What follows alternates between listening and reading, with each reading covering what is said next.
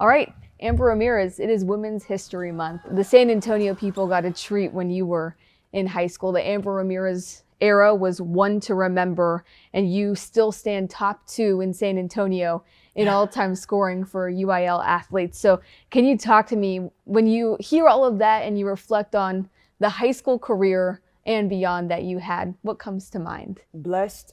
I think that's like the biggest thing that comes to mind, is just being super blessed to be in that position, to have the history that I had in San Antonio, to hold records, to break records. I just think I'm super blessed. The support system that I had growing up in high school was more than I could have asked for. My family, my dad always having me in the gym, my high school coach, my AAU coach, the teammates that I played with, all of those, they were super supportive of me and what I was doing, and all the things that come together. Just super blessed to have the people that I had in my corner. Now, what's your take on the basketball scene, specifically girls basketball scene right now in San Antonio? Because last year we just had 2 local girls basketball players named McDonald's All-Americans. This year, another one with Bella Fleming. So it feels like the competition, the level of talent has only risen since you were in high school. Absolutely. I mean, I'm super proud of Bella. When I made McDonald's, Bella came to the game in Chicago. So it's gonna be a full circle moment. I'm going to support her in Phoenix in March when she plays. Super happy for her. She deserves everything that she's gotten so far. Hope they win state this year.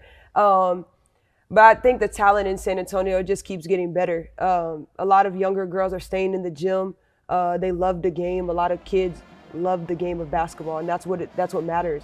Growing up, loving the game of basketball, and me being in the position that I am today of being able to give back what I went through, kind of to be in their shoes. I think that just means a lot to me, being able to give back what I've already done. Absolutely. Now, we were just talking, the webs that you are attached to all throughout the Alamo City for basketball is incredible. You were on Coach Christina Camacho's staff when she was at Judson.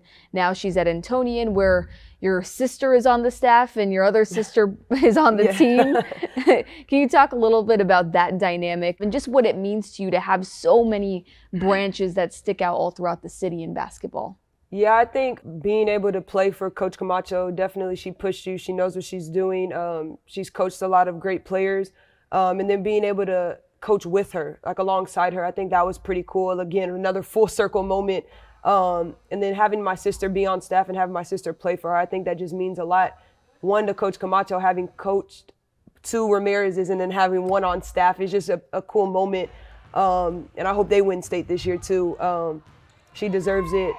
My sister deserves it. My middle sister deserves it. Amy, basketball mind, basketball genius. When it comes to X's and O's, when it comes to those things, she's one of the people that I look to for advice even when I need it. And then my youngest sister, Ashley, she pushes herself. She works as hard as I did when I was younger. And it's just cool seeing, like, dang, that was me.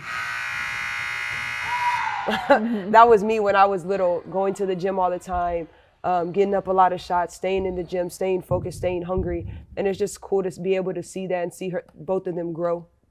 Yeah, hearing you talk, you kind of just paved the way for your sisters, and obviously now being a coach here at Sotomayor, paving the way and just kind of teaching the younger classes. So can you talk to me about how you've seen your role in basketball shift and what that has looked like for you formerly as a player to now leading, guiding, coaching? Right, I think growing up, I never thought basketball was going to stop. I always thought I was going to play, and the ball is life. And I thought always I was going to be playing basketball. But when I stopped, I was like, okay, I have to stay involved somehow. I have to be able to have all this knowledge and have to give back. I felt like that was something that I was born to be in the life of basketball, I feel like. So having that, the opportunity to do that here at Soto, I just feel super blessed to be in the position that I'm in today, being able to give back, being able to show the younger kids what it means or what it takes to get to the next level, to get to college, to play basketball. And I just think paving the way and having the landscape, I guess you could say, of me already doing it and having the guide to give it back to them it just feels super blessed that they trust me enough to put me in this position. Yeah, your basketball talent and your history, all of your accolades speak for themselves, but being a woman, being a Hispanic woman in San Antonio and doing what you've done, can you share with me what your experiences have been like and maybe how you've seen just who you are, identity and all, has helped the players that you're coaching? I just feel like being an Hispanic woman and being who I am and what I did in the basketball world, a lot of them haven't done it, you know. So being able to show the younger ones it's possible. Like there is a opportunity that I can make it. It just takes a lot of work. And just being in this position now, like I've said, like I have the opportunity to push them to be like, okay guys, y'all could do it. Like you are in the position to do it if you just work hard. So I feel like having this platform that I have now, and me being Hispanic, me being a woman, a lot of women don't do it. A lot of women, they do play basketball, they do coach, but to keep pushing and to keep striving and to keep giving back, I feel really blessed. I keep saying that, but super blessed to be in the position that I'm in and being able to give back. One standout athlete here at Sotomayor is Jordan Pete, and obviously this is your first year with the Wildcats, but how have you been able to potentially guide her as she's D1 bound? Right. It's a funny story. I've known Jordan since she was in like second grade. So being able to see her growth from the second grade now to high school, now that she's done in high school, going on to the next level and playing at Lamar, it's just, I'm super happy for her, super proud. One of the hardest working kids I've known. A lot of kids who are super talented, they don't work as hard. But seeing her in the gym every day, seeing her go hard in practice, diving on the floor, a lot of talented kids don't do that. And just being able to see that effort that she gives every day is just super humbling for her. And just, I hope she keeps pushing. And I'm going to give her all the advice that I have so she can continue to be great at the next level.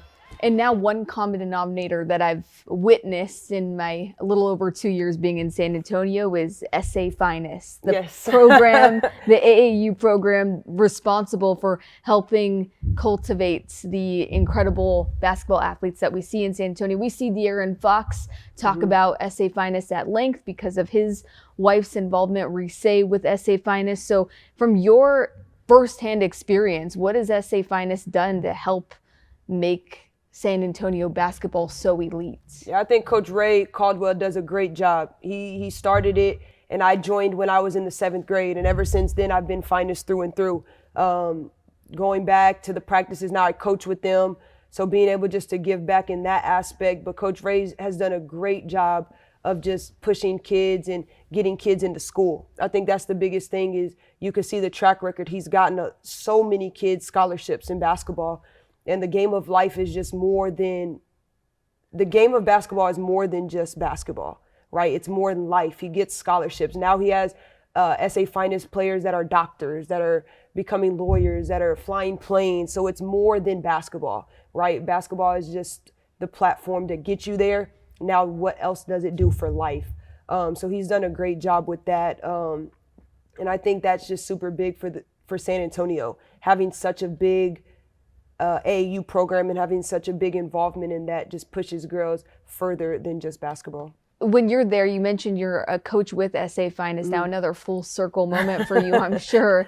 What is it that you're doing? Like, what is your role when you're at practice? So right now, I think the biggest thing is training, the training aspect, the skill development, and making sure that kids are ready for high school, are ready for the next level as far as getting prepared for college. And me being a former college athlete, I know what it takes as far as the skill set, as far as having to be a great shooter, as far as being able to communicate. I just think going back and skilling and skill development in that aspect is super big, and that's my role right now for SA Finest. What specifically do you feel like is a must fundamental in basketball? I remember I heard a college coach back in the day say like bounce passes are everything. What is that for you? Shooting. Okay. I just think that it's a lost art sometimes. A lot of kids are focused on other things, but if you could be a knockdown shooter, I think your game translates to the next level. A lot of schools don't have knockdown shooters, so why don't you become a knockdown shooter? So I think that's what I strived for. That was my role in college, is to be a knockdown shooter and to make shots. I had Chelsea Dungy handling the basketball, so my role was to make shots when she passed it to me. So being able to just shoot the ball, being able to knock down shots is super huge, and I feel like will translate to the next level. Throwing it back to your time playing with Kiana Williams, we featured Kiana last year for Women's History Month, and since then she competed on the WNBA finals stage. Yes. Can you talk about your relationship with her and maybe what your reaction was and how you were watching her journey with the Phoenix Mercury? Super proud of Kiana. She won a national championship. She almost had a chance at a WNBA championship. What she's done for the city of San Antonio is also huge. Being that staple, she played at Wagner with me. Being that staple, she's now won a national championship. Being able to play in the league, still playing overseas. She's just done a lot for girls or women's basketball, not only in San Antonio, but in the world. Now she's playing overseas and having that opportunity for her game to translate. And I see on Instagram, I see on Twitter, all the posts of her doing great things out there. And I'm just super proud of what she has done, not only in life, but on the basketball court as well. You talk about Kiana, then on the other side, you had Nalissa Smith, Yes. who won the championship with the Aces, WNBA championship. But bringing it back to Wagner, when you walk in that gym, you see Jordan Clarkson, Andre Robertson, your name, Kiana's name, and then L.A. Snead now most recently. What pride do you have coming from Wagner, and why is it that program is so successful? At the time that we're talking, the girls team is still undefeated. Yeah, I think the biggest thing is just the commitment level from the coaches that have been there, from Coach Camacho now to Coach Hastings. Their commitment level, their dedication to just keep pushing those girls to be great. When I was there, Coach Camacho we went on a couple state runs, and now Coach Hastings going on a couple state runs herself. And now you said being undefeated this year. I just think the dedication of her and her staff, just pushing those girls to be better and wanting success out of them means a lot, and it speaks volume. Absolutely. Okay. So now, Amber, where are you at in life? I mean, when people see this, they're going to think back to all of the things that they remember, but where are you at in life as far as your basketball journey and just what you're trying to accomplish in this world? I think the biggest thing right now is just giving back to all the girls that want to be in my shoes one day, that want to play college basketball, that want to play professional, that want to coach. I think just giving back to them, I think, is the biggest thing. And being in a high school setting gives me that path to do it. Also, just skills training. I think that's something huge. And being a female skills trainer in San Antonio means a lot as well. So just skilling up as many kids as I can, and just giving back to the high school setting is where I'm at right now in life. And I love it. Still being involved in basketball, still getting the chance to watch my sisters grow, and just being able to be around family, I think is huge for me, and loving life and living it to the best I can. And we'll leave it on this. I'll put you on the spot. But what is your message as we recognize Women's History Month to the female basketball players, and maybe just one little tidbit you want to leave them with as they pursue their dreams? Use the game of basketball. Don't let basketball use you. Use it to go past. Use it to get you a scholarship. Use it to get you a degree. Use it to get you a job in the future. Love the game. Work hard. And I think that's the biggest thing, is just staying dedicated, stay humble, and just work as hard as you possibly can to reach your dreams. Awesome. Thank you very much for the of course. time, Amber. Thank you. That was I appreciate beautifully it. Thank said. you.